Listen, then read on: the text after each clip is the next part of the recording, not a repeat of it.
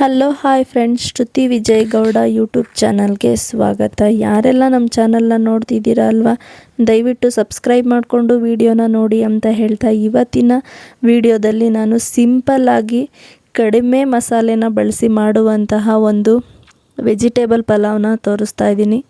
So ಬನ್ನಿ ಇವಾಗ vegetable pulao ಮಾಡೋದಕ್ಕೆ ಏನು ಬೇಕು ಅಂತ ನೋಡ್ಕೊಂಬರೋಣ. ನಾನಿಲ್ಲಿ ಮೊದಲಿಗೆ ತೊಗೊಂಡಿರುವಂತಹ ಇಂಗ್ರೀಡಿಯೆಂಟ್ಸ್ನ ನೋಡೋದಾದರೆ 1-2 ಇಂಚ್ ಆಗುವಷ್ಟು ಚಕ್ಕೆನ ತೊಗೊಂಡಿದ್ದೀನಿ, ಏಲಕ್ಕಿ ತೊಗೊಂಡಿದ್ದೀನಿ, ಸ್ಟಾರ್ ಹೂವು, ಲವಂಗ, ಪಲಾವ್ ಎಲೆನ ತೊಗೊಂಡಿದ್ದೀನಿ. ಹಾಗೆ ಇಲ್ಲಿ 2 ಈರುಳ್ಳಿನ ಸ್ಲೈಸ್ಗೆ ಕಟ್ ಮಾಡಿ ಇಟ್ಕೊಂಡಿದ್ದೀನಿ. ಹಾಗೆ ನಾನಿಲ್ಲಿ 1 ಆಲೂಗಡ್ಡೆನ ಕಟ್ ಮಾಡಿ ತೊಗೊಂಡಿದ್ದೀನಿ.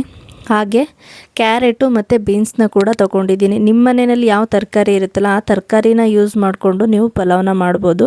ಸೊ ಹಾಗೆ ನಾನಿಲ್ಲಿ 1 ಕಪ್ ಆಗುವಷ್ಟು ಮೊಸರನ್ನ ತೊಗೊಂಡಿದ್ದೀನಿ. ಇದಿಷ್ಟು ಕೂಡ ಪಲಾವ್ಗೆ ಬೇಕಾಗಿರುವಂತಹ ಇಂಗ್ರೀಡಿಯೆಂಟ್ಸು. ಸೊ ಇಲ್ಲಿ ಮಸಾಲೆನ ರುಬ್ಬೋದಕ್ಕೆ ಏನು ಬೇಕು ಅಂತ ನೋಡೋದಾದರೆ, ನಾನಿಲ್ಲಿ ಒಂದು ಮಿಕ್ಸಿ ಜಾರ್ನ ತೊಗೊಂಡು ಅದಕ್ಕೆ ಹಸಿಮೆಣಸಿನ್ಕಾಯಿ, ಶುಂಠಿ, ಬೆಳ್ಳುಳ್ಳಿ, ಹಾಗೆ ಕೊತ್ತಂಬರಿ ಸೊಪ್ಪು ಮತ್ತು ಪುದೀನ ಸೊಪ್ಪನ್ನ ಹಾಕ್ಕೊಂಡು ಅದಕ್ಕೆ ಸ್ವಲ್ಪ ನೀರನ್ನ ಸೇರಿಸ್ಕೊಂಡು ರುಬ್ಕೊಂಬರೋಣ ಬನ್ನಿ. ನೀವು ನೋಡ್ತಿದ್ದೀರಲ್ಲ, ನಾನಿವಾಗ ಮಸಾಲೆನ ರುಬ್ಕೊಬಂದಿದ್ದೀನಿ.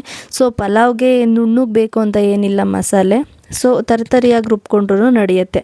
ಸೊ ಇವಾಗ ಒಂದು ಸ್ಟವ್ ಮೇಲೆ ಕುಕ್ಕರ್ನ ಇಟ್ಕೊಂಡು ಅದಕ್ಕೆ ಪಲಾವ್ ಎಲೆ, ಚಕ್ಕೆ, ಲವಂಗ, ಸ್ಟಾರ್ ಹೂವು ಇದೆಲ್ಲನೂ ಹಾಕಿ ಚೆನ್ನಾಗಿ ಈ ರೀತಿ ಫ್ರೈ ಮಾಡ್ಕೋಬೇಕು. ಸೊ ಈ ರೀತಿ ಎಲ್ಲ ಫ್ರೈ ಆಗಿದ್ದಾದಮೇಲೆ ನಾವು ಇದಕ್ಕೆ ಕಟ್ ಮಾಡಿ ಇಟ್ಕೊಂಡಿರುವಂತಹ ಈರುಳ್ಳಿನ ಕೂಡ ನಾನು ಸೇರಿಸ್ಕೊತಾ ಇದ್ದೀನಿ.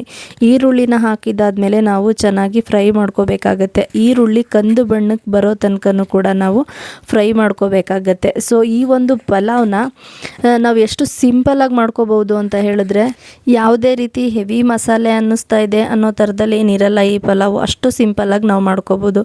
ಸೊ ಇವತ್ತು ಎಷ್ಟೋ ಜನ ಕೆಲ್ಸಕ್ಕೆ ಹೋಗಿ ಬರೋ ಅಂಥ ಬ್ಯಾಚುಲರ್ಸ್ಗಳಿರ್ತಾರೆ. ಮತ್ತು ಏನಾದರೂ ಮಕ್ಳಿಗೆ ಬಾಕ್ಸಿಗೆ ಮಾಡಬೇಕು ಟಿಫನ್ಗೆಲ್ಲ ಮಾರ್ನಿಂಗು ಅನ್ನೋ ಥರ ಎಲ್ಲ ನಾವು ಯೋಚನೆ ಮಾಡ್ತಿರ್ತೀವಿ. ಆ ಸಂದರ್ಭದಲ್ಲಿ ಈ ರೀತಿದೊಂದು ಪಲಾವ್ನ ಮಾಡ್ಕೊಳ್ಳೋದ್ರಿಂದ ಎಲ್ಲರೂ ತುಂಬ ಇಷ್ಟಪಟ್ಟು ತಿಂತಾರೆ. ಸೊ ಇವಾಗ ಈರುಳ್ಳಿ ಚೆನ್ನಾಗಿ ಫ್ರೈ ಆಗಿದೆ. ಫ್ರೈ ಆಗಿರುವಂಥ ಈರುಳ್ಳಿಗೆ ನಾವೇನು ರುಬ್ಕೊಂಡು ತೊಗೊಂಡಿರ್ತೀವಲ್ಲ ಮಸಾಲೆ, ಆ ಮಸಾಲೆನ ನಾನಿವಾಗ ಹಾಕ್ಕೊಳ್ತಾ ಇದ್ದೀನಿ. ಹಾಕ್ಕೊಂಡು ಅದನ್ನು ಚೆನ್ನಾಗಿ ಫ್ರೈ ಮಾಡ್ಕೊತಾ ಇದ್ದೀನಿ. ಯಾಕಂತ ಹೇಳಿದ್ರೆ ಮಸಾಲೆಯಲ್ಲಿರುವಂತಹ ಹಸಿ ವಾಸನೆ ಎಲ್ಲ ಹೋಗಬೇಕು. ಹಸಿ ಸ್ಮೆಲ್ ಹೋದಷ್ಟು ಪಲಾವು ತುಂಬ ರುಚಿ ಬರುತ್ತೆ. ನೀವೀಗ ನೋಡ್ತಿದ್ದೀರಲ್ವ, ಮಸಾಲೆ ಎಷ್ಟು ಚೆನ್ನಾಗಿ ಫ್ರೈ ಆಗಿ ಸುತ್ತ ಎಣ್ಣೆ ಬಿಟ್ಕೊಂಡಿದೆ. ಈ ಮೂಮೆಂಟಲ್ಲಿ ನಾವು ಇದಕ್ಕೆ ಏನು ಮೊಸರನ್ನ ತೊಗೊಂಡಿರ್ತೀವಲ್ಲ ಆ ಮೊಸರನ್ನ ಕೂಡ ಸೇರಿಸ್ಕೊಂಡು ಚೆನ್ನಾಗಿ ಒಂದು ಮಿಕ್ಸ್ನ ಕೊಡಬೇಕಾಗುತ್ತೆ. ನೀವು ನೋಡ್ತಿದ್ದೀರಲ್ಲ ಎಷ್ಟು ಗ್ರೀನಾಗಿ ಮಸಾಲೆ ಬಂದಿದೆ ಅಂತ ಹೇಳ್ಬಿಟ್ಟು.